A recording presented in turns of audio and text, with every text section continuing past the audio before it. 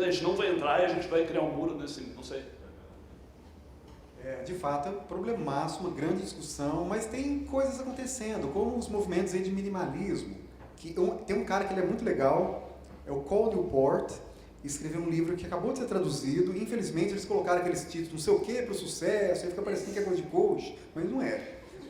Nada contra, tem muitos amigos que gostam, tá, inclusive, mas não é o caso. Ele discute de uma maneira muito inteligente a necessidade de nos desligarmos dessa toxicidade, porque esse excesso de distração está treinando o nosso cérebro para se distrair. Tudo é exercício. Então, se a gente exercita a habilidade de nos concentrarmos, quando a gente precisa de concentração, a gente vai ter alguma facilidade.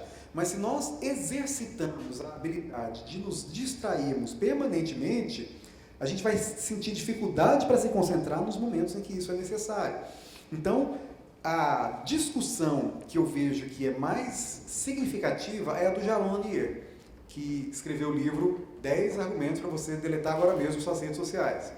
E ele diz o seguinte: o problema não é a tecnologia, é o modelo de negócio. Então, o que os hackers, né, os programadores, os cientistas, o que a gente precisa pensar e desenvolver? Outras alternativas que têm modelos de negócios diferentes.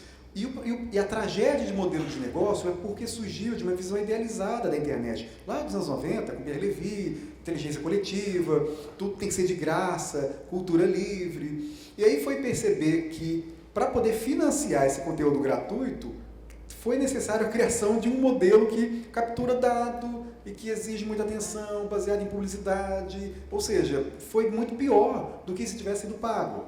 Então, mas há movimentos, por exemplo, dos podcasts, que ainda não foi capturado por essa lógica da recomendação, e é um negócio muito legal, tem muita gente fazendo. Aí tem os financiamentos através de assinaturas de fãs, é outro caminho que também está transformando. Então, assim, a impressão que eu tenho é que a gente tem que mirar a crítica ao modelo de negócio e não à tecnologia e descobrir caminhos para que a gente desenvolva formas de comunicação tecnológicas que não são fundamentadas nessa lógica da propaganda e do anúncio, mas sim da assinatura por fãs, por exemplo. Então, há caminhos, sabe? Eu sou otimista, acho que é possível brigar ainda. Acho que a gente não vai acabar tão cedo, não. Acho que nós somos mais resilientes. Antes de mais nada, eu só queria saber se vocês já descobriram quem é que ganhou o Euraxis Science Slam em 2016. Só para ter certeza. A gente desceu na hora da foto, eu estava conversando com o Olavo sobre essa questão da palavra escrita e do vídeo, nessa disputa, uma disputa que possa estar existindo, assim, nós como cientistas, enfim. Eu acho que isso tudo faz parte de mais uma transformação, né? Eu acho que a gente...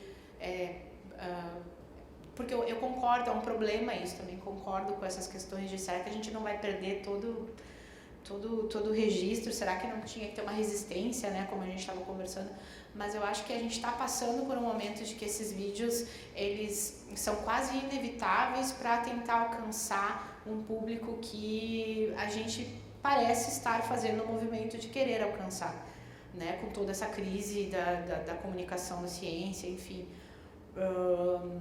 E aí eu não apresentei esse dado, mas naquela pesquisa com jovens que o Jornal da USP trouxe, um dado também, era um percentual próximo de 85%, 89%, eu não me lembro, de onde os jovens acessam qualquer tipo de informação sobre ciência, e esse dado é YouTube, né, quando eles procuram, enfim.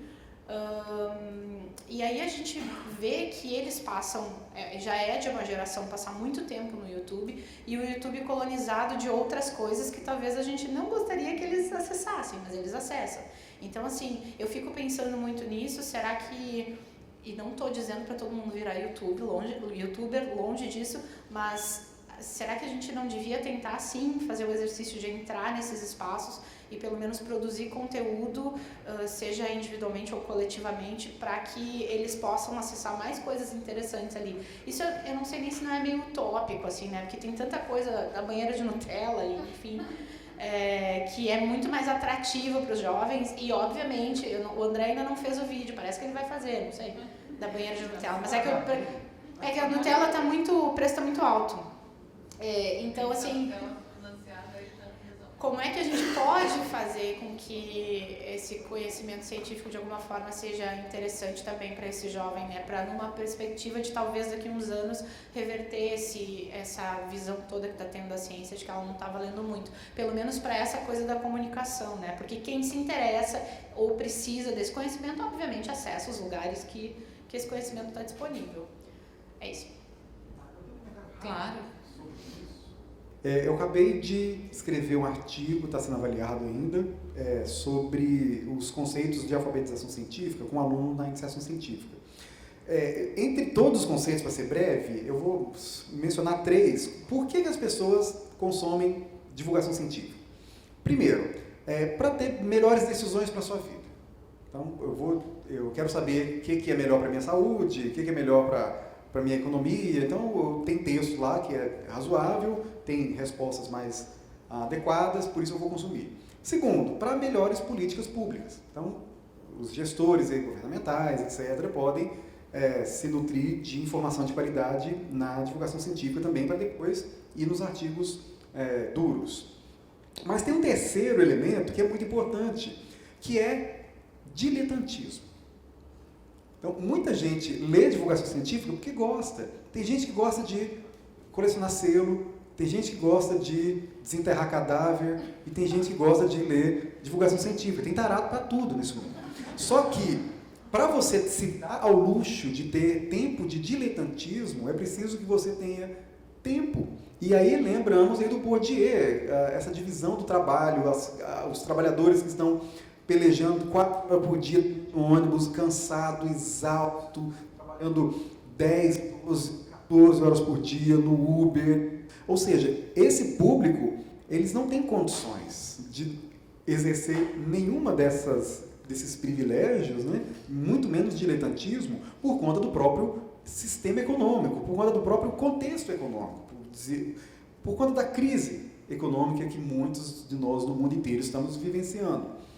Então, isso cria bolhas gravíssimas, porque a gente vê perfeitamente, pelo menos eu vejo lá pelo meu canal, o nível das pessoas que assistem, parece que a gente fica o tempo todo pregando para convertidos já, que é um outro grande problema. Mas como você vai falar sobre ciência para as pessoas que estão pedindo para ganhar uma grana hoje para bancar o almoço amanhã? Que a gente faz uma pesquisa, metade do Brasil, R$400 por mês, isso é maluco, é insano. Então, me parece que há todo um conjunto, por isso que eu vejo que é indispensável os cientistas atuarem politicamente também, não necessariamente em termos de partido, mas até fazendo isso que estamos fazendo, né?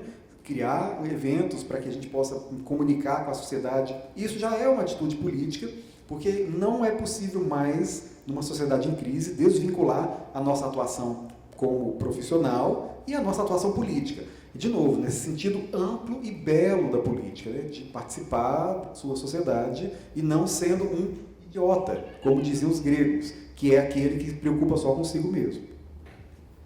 Eu ia fazer mais uma pergunta, então, agora, depois abro de novo para o público. Toda essa linguagem do YouTube, enfim, é a linguagem mais consumida por jovens e crianças, principalmente, que é justamente o que eu trabalho.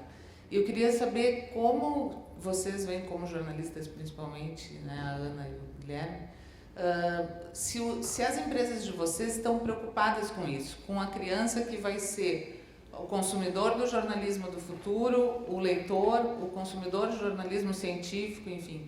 A Ana disse que tem algumas iniciativas na Super Interessante, né, para crianças, enfim. Como é que vocês acham que o jornalismo tem que pegar esse público, enfim? Eu acho que a gente tem uma preocupação mais ampla do que quem serão nossos leitores do futuro, mas a gente tem uma preocupação clara das pessoas não terem um conceito sólido de verdade mais. Então a fake news, o fenômeno de fake news, ele não é só complicado por mentir, mas por fomentar dúvida o tempo inteiro.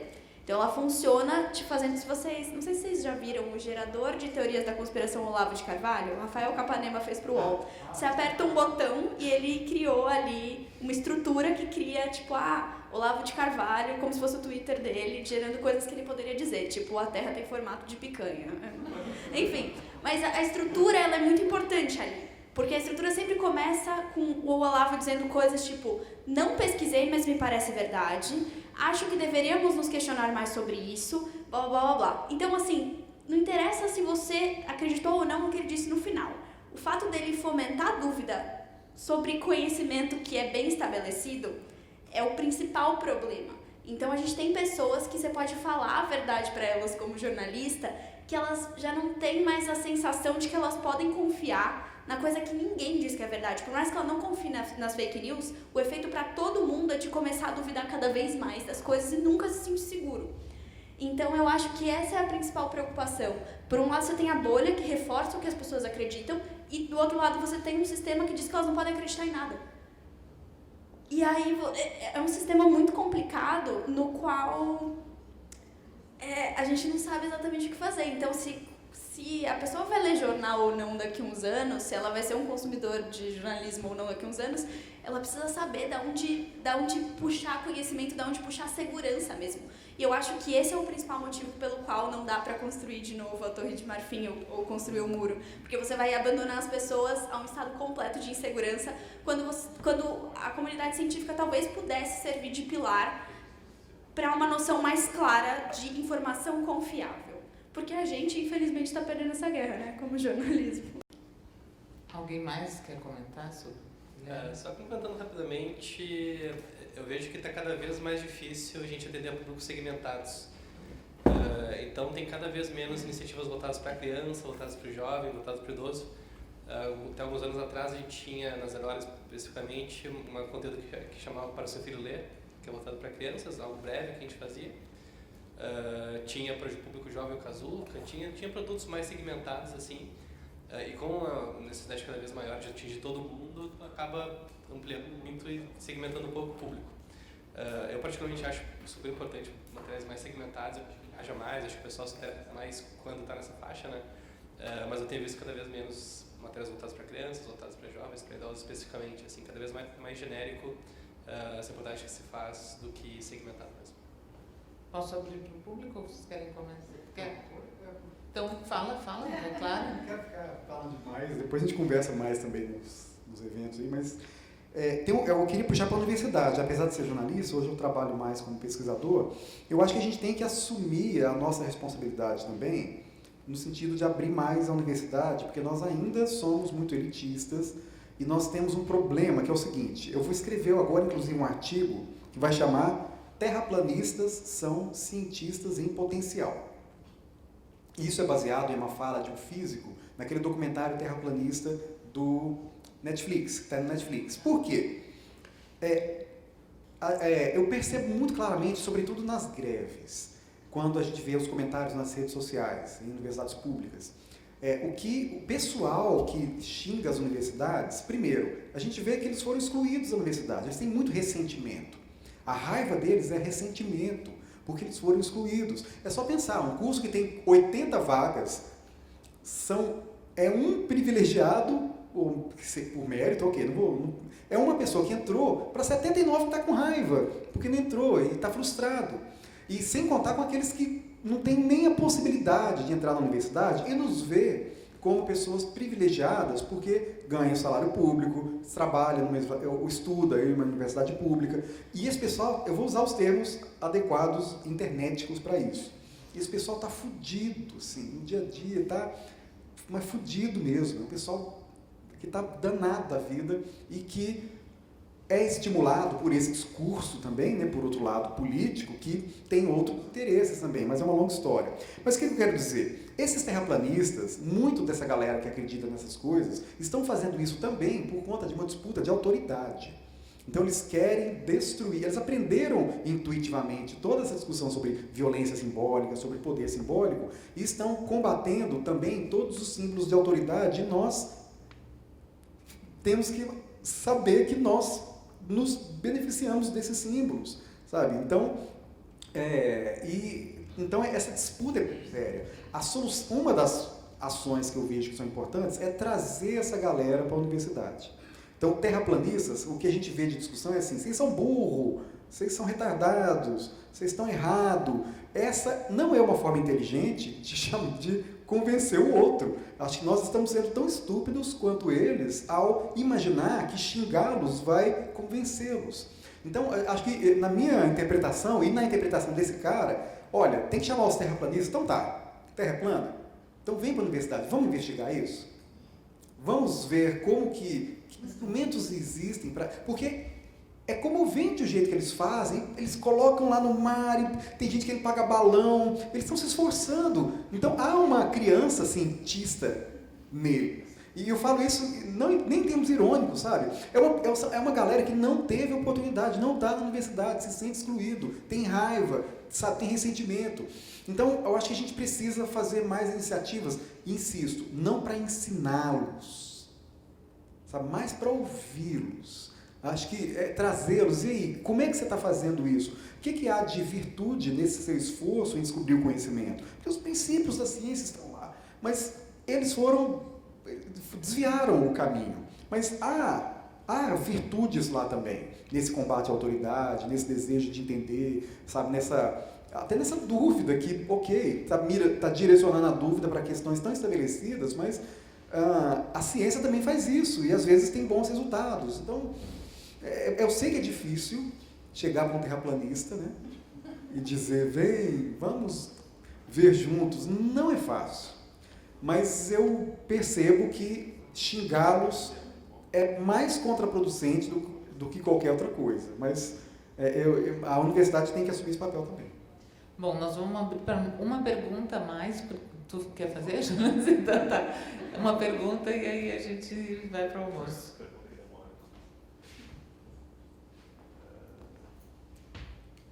Fantástico, tá? Assim, eu achei fantástico e eu diria assim, intimidador também em alguns aspectos, porque vendo assim, a Alessandra fora da curva, né, e o André, ele mostra uma coisa que a gente fica assim, como é que eu vou conseguir ser tão bom comunicador assim? Se é que eu tenho que ser, não sei, tá? O meu ponto, assim, eu vendo, principalmente em relação à tua apresentação, André, eu acho extremamente eficaz os métodos que tu utiliza, mas é muito difícil, me colocando como cientista e um comunicador não experiente, assim, talvez a gente faça comunicações científicas, artigos, etc. Mas é difícil reunir as características que tu tem, tá? Em relação a assim, saber se comunicar, tudo mais, apresentar da forma como tu fez, e me pareceu muito só o teu processo, assim, no sentido, eu faço edição, eu faço isso, eu faço aquilo, eu arrumei desse jeito, daquele outro, e talvez extremamente eficaz, extremamente bem sucedido o modelo, mas é um modelo que me parece difícil. Eu pensando assim, será que eu consigo fazer algo assim? Talvez consiga. Tu aprende, né? Tu falou, aprende, vai lá, faz, tal. Mas de repente algo mais colaborativo. Esses, né, como é que é dos vlogs, né?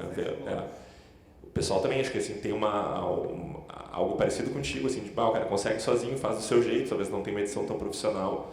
Mas eu fico pensando de novo na coisa colaborativa, assim, a gente tem que, né, aqui é um ambiente que ele é interdisciplinar, tem alguém que é do jornalismo, que faz ciência também, daí tem o cientista, tem o cara do design, tem não sei o que mais, que tem, não sei, mas assim, pensar um ambiente realmente criativo que a gente consiga juntar as qualidades que tu consegue juntar, né, mas assim, para os demais isso é difícil, sabe, assim, de chegar, e até para não me intimidar, porque eu assim, olhando isso, pensando, a gente tem eu tenho uma autocrítica muito grande. Então eu olho assim e vejo, eu poderia fazer algo do nível que o André fez e vou querer fazer. Não vou conseguir. Eu não vou. Não vou. Então isso é realista. Tenho essa. E ok, né? Minha autoestima tá boa, também consigo. Né? Isso, mas é isso aí. Né? Só que eu fico pensando nessa questão, né, de estratégias colaborativas para que a gente possa se juntar para chegar no produto final, tipo o que tu faz, assim, que é né, não precisa nem ser tão bem produzido, como os exemplos ali que tu colocou, e que também são eficazes na questão da comunicação. Então, eu gostaria de ouvir nessa questão da colaboração. Depois, uma outra, né, de fazer só versus ser colaborativo. E depois, assim, essa questão de vídeo versus escrito, que acho que o Olavo ali, levantou. E daí eu vou cutucar o Olavo, não sei se realmente eu consigo cutucar ele com isso, mas ele fez a palestra de ontem, né, falando sobre os modelos, aí a gente está publicando um artigo científico, que é o mesmo modelo do século XIX, não sei o que mais, e daí ele volta para o escrito. A gente está mostrando uma linguagem visual e ele está defendendo o escrito em relação ao visual. Então, a minha provocação em relação aos modelos ali, que eu fiquei, daí eu já não, talvez tenha que ser tudo junto e utilizar tudo que é possível e não ter um único modelo, mas eu fiquei pensando nisso, ele defendeu o escrito, ele é um escritor, né? Então tem acho que também tem esse porquê de defender o escrito. E do modelo de negócio, que tu falou da internet, eu fiquei pensando também, a internet, dentro disso, foi um modelo que foi gratuito e daí no final tiveram que vender informação, né? Na verdade vendia atenção, mas se a gente pensar a mídia, a televisão, ela é assim, né? TV aberta e TV fechada, então é um modelo que ele é uma continuação do modelo de comunicação que já vinha. Então eu não sei o quanto é uma ilusão, ou a gente já pensa assim, e por fim, a última, que daí a gente vai ficar promosso, vai ter que promosso, mas para a Ana, assim, da questão da verdade, ali, eu fiquei pensando também, e dialoga com o que o Olavo conversou ontem, será que realmente a verdade científica ela é verdadeira? Assim, porque a gente está colocando, né, aqui a gente pode falar isso, né, mas tem vários dados que, a verdade ela depende do tempo, depende de uma série de questões, e daí se a gente apresenta isso como uma verdade, uma autoridade, às vezes a gente vai é extremamente fácil desconstruir isso. Agora, como lidar com essa... né, assim, talvez não basear o conhecimento científico num mito de verdade, mas sim numa, sei lá, que a gente consegue reduzir incertezas, alguma coisa mais nesse sentido, porque daí a gente não vai estar no mito, né? A gente vai estar talvez fugindo um pouco do mito e mostrando que sim, a ciência falha em vários aspectos e que tem iniciativas como a do Olavo, lá, de reprodutibilidade, que mostram isso, mas mostram caminhos também. Então, assim, não pergunta. Né? O Olavo quer 20 segundos de réplica. É só uma anedota, mas essa semana, estou escrevendo um artigo que é sobre como os cientistas podem se tornar terraplanistas. Assim, e tal. Eu juro que eu comecei, anteontem, eu comecei com o mesmo documentário, enfim, depois eu posso explicar por quê, assim, mas assim, o ponto é esse, assim, acho que a gente não é tão diferente. Foi 20 segundos mesmo. Então, o microfone ali... Onde é que está o outro microfone? Quem vai começar? Eu posso Vai começar começar pela pelo última fim. pergunta, Tá porque bom. eu acho que é bem rapidinho. Certo. Eu acho que a gente desenvolve... A história da ciência é uma história de redução de incerteza, como o Jonas estava falando. E a gente tem métodos para isso, e são métodos que ficam progressivamente melhores. E, para mim, isso é o mais importante, porque a sensação de que a verdade não existe, a gente usa ela de um jeito muito diferente do que ela está sendo propagandeada para as pessoas. Então, as pessoas sentem que não existe forma segura de obter informação de uma autoridade. E a ciência mostra que, tudo bem, a gente não tem a forma perfeita, mas cada avanço da ciência é uma maneira diferente de adquirir informação, que é sempre incompleta, mas sempre ficando um pouquinho mais completa. Oi?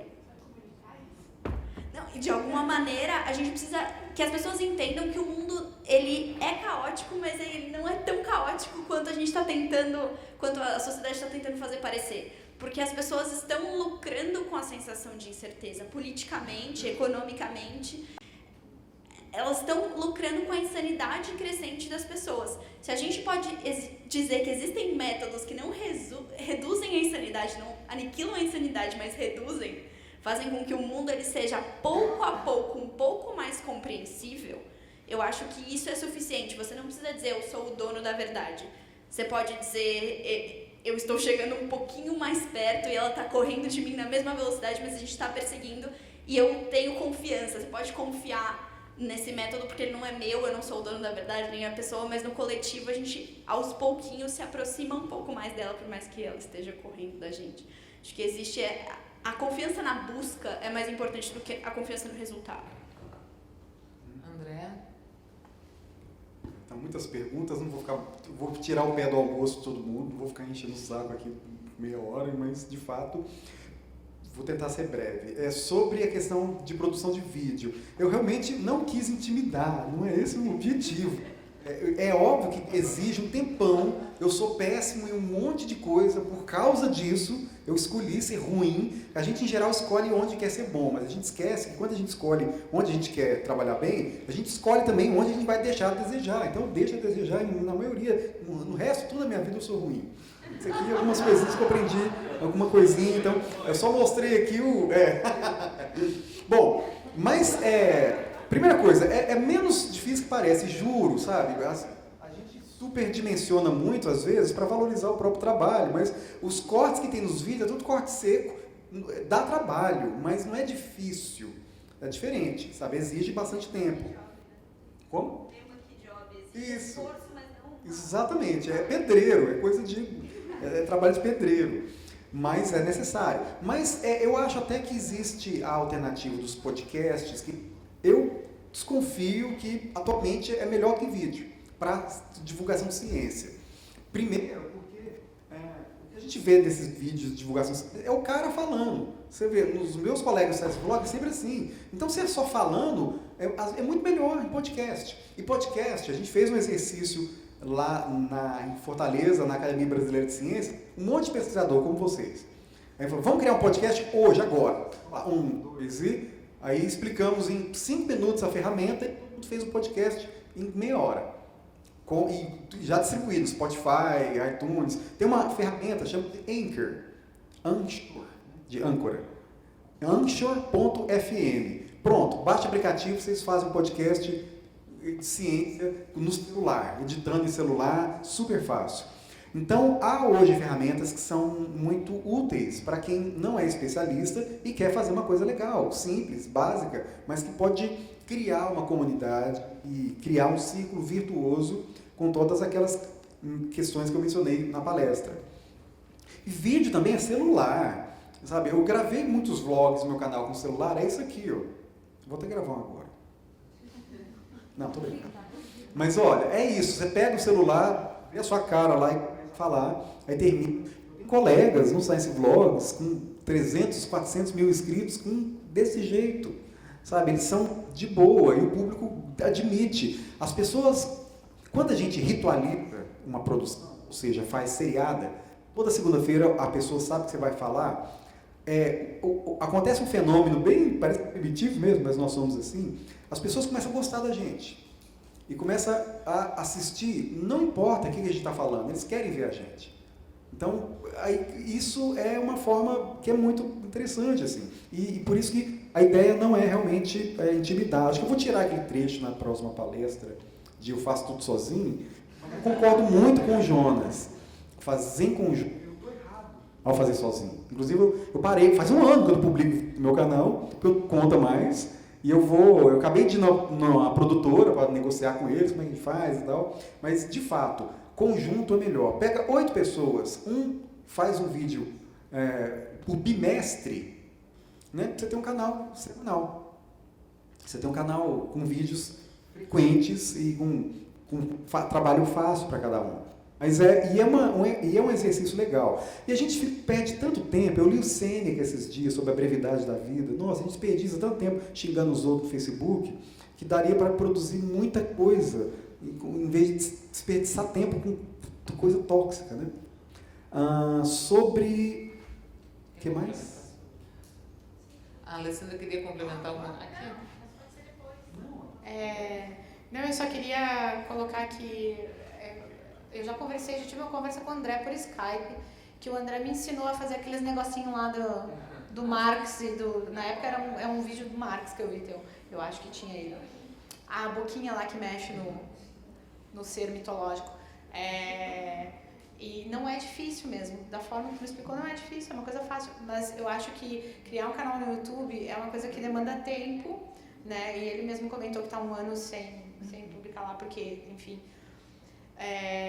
mas a coisa coletiva, quando tu encontra pessoas que estão dispostas ali a dividir algumas tarefas ou talvez fazer uma pauta em comum, porque eu já vi um vídeo antigo do Science Vlogs, onde eles simplesmente marcavam com 5 cientistas que faziam parte naquela época, botavam online e o YouTube tem uma ferramenta ao vivo e faziam uma discussão ali, entende? Tinha um monte de gente. E aí depois aquilo ficava gravado, era super simples de fazer, o povo fazia no seu computador, enfim. Então eu só queria complementar que tem umas coisas mesmo de alternativa, e aí eu tomei o microfone só pra dizer assim, se alguém quiser me chamar, eu sou parceira, tá? Porque eu queria fazer uma coisa coletiva, porque eu nunca vou fazer individual por uma questão de tempo mesmo. Então, era só isso que eu queria complementar. Eu quero falar só 20 segundos exatamente sobre isso. A única coisa que destrói um youtuber é a falta de resiliência a flop. Qual que é o melhor youtuber do universo? Tem um vídeo, 2 vídeos, 3 vídeos que 500 pessoas viram e metade não gostou. E as pessoas param aí. Assim, as pessoas no jornalismo param aí, as pessoas em qualquer lugar param aí. E são as pessoas que falam, putz, às vezes não deu mesmo, às vezes aquela semana tava pegando fogo na Amazônia, as pessoas só queriam saber disso, eu tava falando de outra coisa. Se você tiver resistência a 1 ou 2 flops, e você continuar fazendo e você conseguir manter a periodicidade, a chance de você construir sua comunidade, não sei se ela vai ser de centenas de milhares, mas ter a sua comunidade que vai te espalhar para outras pessoas é gigantesca. Quer complementar, André? Ou podemos... Ou Guilherme? Não, tá todo mundo com fome. A gente conversa Tá. A gente conversa à tarde, à noite. Então, tem alguém que quer conversar? Então depois vocês... porque eu acho que agora tem que encerrar mesmo, né? Eu só queria fazer uma propaganda. Ah, tá. Porque a astronomia tem um canal coletivo, que são os astrotubers, tá? E que numa das reuniões da Sociedade Astronômica Brasileira, que é esse grupo de jovens astrônomos que são estudantes de graduação, mestrado, doutorado, pós-docs, pegando essa onda dos movimentos de YouTube e como chamar a atenção da galera, se juntaram, então são estudantes espalhados pelo país inteiro de astronomia e que eles fazem semanalmente vídeos abordando os temas quentes da astronomia e estão com muitos inscritos e os conteúdos são muito legais, são astrotubers. Obrigada. Então, agradecer, né, a presença de todo mundo. Acho que foi bem legal, né?